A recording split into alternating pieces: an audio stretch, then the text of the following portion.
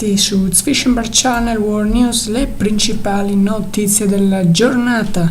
Netanyahu contro Ban Ki-moon, incoraggia al terrorismo.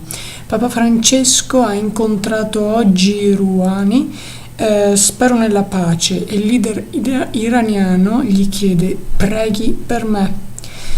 Nessuno scontro a fuoco nell'ospedale militare in USA. L'allarme panico è rientrato dopo che l'allarme si è rivelato infondato.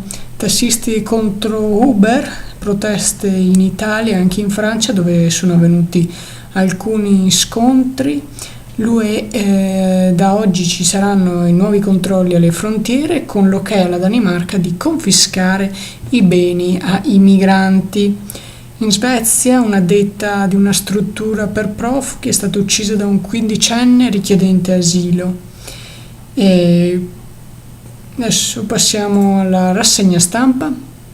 Allora, il giornale intitola "Alla faccia dei buonisti, chiudono le frontiere. Il piano della UE, 2 anni di controlli, circolazione meno libera, ma avremo più sicurezza".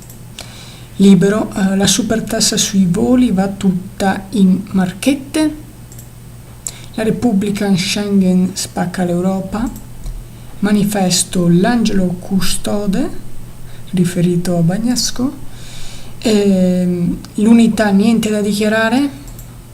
Il Mattino, frontiere chiuse per 2 anni, il vertice UE prepara la stretta su Schengen e sul debito l'Europa incalza Roma.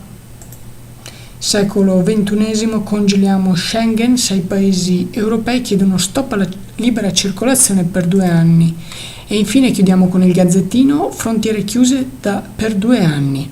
Queste erano le principali notizie di oggi, 26 gennaio 2016. Grazie per averci seguito.